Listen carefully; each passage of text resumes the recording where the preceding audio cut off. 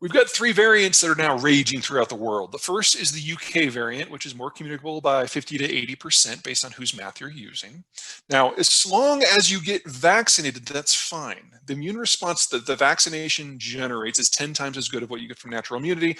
It works versus this variant. It works versus all the variants. So as long as you can get your shots, you're good. But the new variant is already the dominant strain circulating in Europe and the United States. And by the time we get to the second week of April, it will be the dominant strain globally. Second,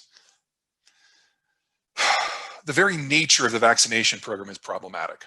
Because if you get one shot, but not the second one for whatever reason, you have created kind of a petri dish for the virus to learn and how to adapt. Now, again, in the United States, I'm not too worried. We're showing an excellent schedule for people getting both shots, well over 95%. But in the rest of the world, I'm very concerned. I mean, look at the United Kingdom. They've been giving out as many shots per person as we have, but they've prioritized getting one shot in everyone first. That's creating a breeding ground that we really don't need. Third, the South African variant is cross-communicable with rodents. And there are mice and rats in every city that humans live in, which means it's never going away because we can't eradicate those populations. So it will always be there on the edge, which means we will always need booster shots forever.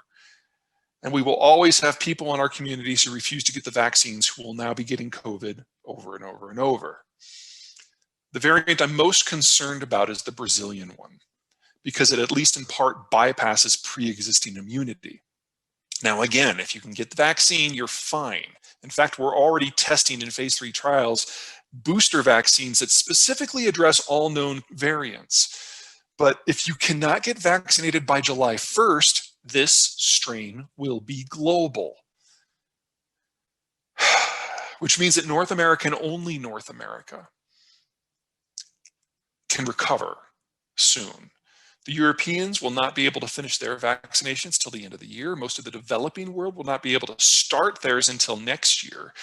And these variants, because of their insidiousness and because of their communicability, are likely to creep back into East Asia very easily. So North America recovers starting in the third quarter, and nobody else has a chance. Now, there are 5 vaccines that are out there right now. Oh, by the way, this is William Shakespeare. Like, literally, that's the dude's name. He's the second person in the UK to get the vaccine. Now, we've got 5 variants. The first 2, Pfizer and Moderna, these are the mRNA formula. They are, a lot of people have concerns about these because they think them of as new technology. They're not. They're actually based on technology that's 30 years old. This is gene therapy just in a shot form. Some folks are afraid it's going to alter your DNA or prevent you from having kids or change your kids. No, it doesn't do that. If you want to change somebody's genomic sequence, you have to inject them when they're a zygote. And while none of us are, always accused of acting our age, I don't think any of us are zygotes. The AstraZeneca one is the one that's been in the news of late because it's, I don't know, there's some concerns that it doesn't work as well as people thought.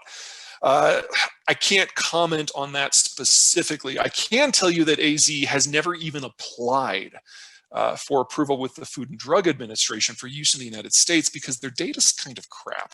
They had a problem during their phase 3 trial where a bunch of people got only a half a dose instead of a full dose. So they went back and gave more people another half a dose or another full dose, but they didn't do it in a large enough chunk of the studies to reach the numbers that the FDA required. So instead of having one big study, they had like 6 small ones. And because of that, the US is like, we'll work with the other ones until you figure that out. Novavax just applied and got approved in Canada. It's likely to be their dominant shot moving forward. And then the Johnson & Johnson one is the one I'm really excited about. It's the only one that's a single shot formula once and done, and it can be stored in a refrigerator, while the mRNA ones have to be stored in a freezer. So J&J is likely the one that's going to vaccinate most of the human population. Now, what this all tells me is right now, assuming no additional purchases, by the time we get to May 1st, there will be enough vaccines in distribution in the United States to fully vaccinate every American adult. We are likely to be able to get vaccines on a walk-in basis as soon as April 10. So this is almost done here. We'll then have a little bit of vaccine diplomacy with Canada and Mexico. We're actually shipping them some of our AstraZeneca shots right now. And both Mexico and Canada will then be fully immunized probably by the end of July, maybe moving into mid-August for the Mexicans. And then we're done. Start worrying about boosters. But for the rest of the world, this is just the beginning. In fact, for the rest of the world, we're not even halfway. So the North American economic bloc recovers. But for the most part, no one else does.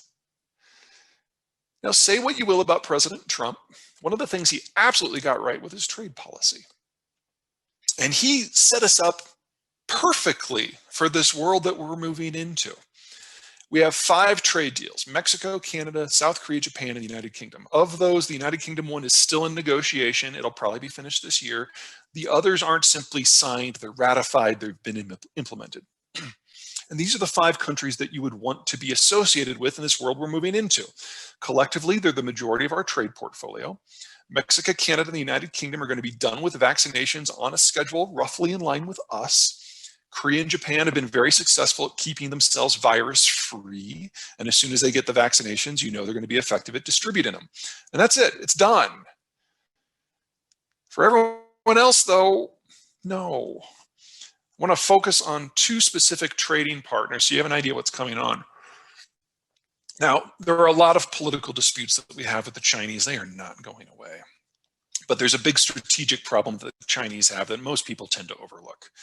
And it's the islands on this map: Japan, Taiwan, the Philippines, Indonesia, Singapore. The Chinese call them the first island chain. And there has never been a point in Chinese history where the Chinese have been able to push past the chain and interact economically with the wider world, ever, with one exception. Right now, in the American-led order, because the Chinese were a Cold War ally and everyone is on the same side in the US-led order. All the US has to do, if the goal is to destroy China as a nation, is go home. And some version of that is on offer. For the Europeans, it's a numbers game.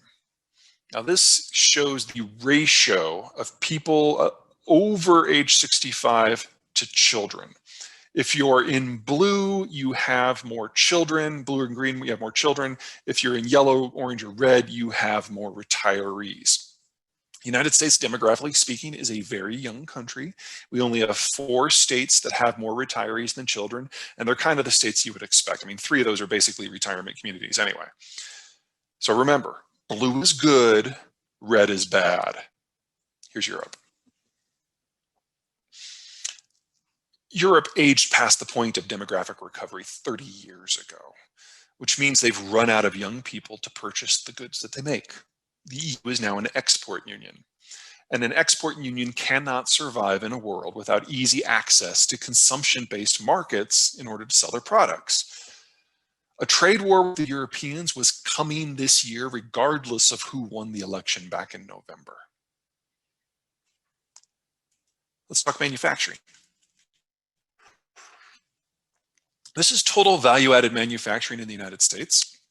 The arrows indicate where the value-added parts come from. The numbers indicate their value in billions, and they're color-coded based on their likelihood of surviving a world where the United States is not holding up the ceiling. Anything that's green is fine. Anything in yellow, figure a quarter of the components by value aren't going to make it. Orange, half, and red, write it off.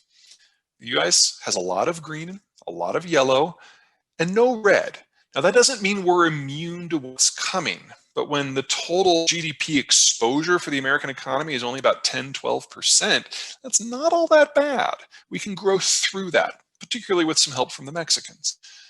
But the Germans can't.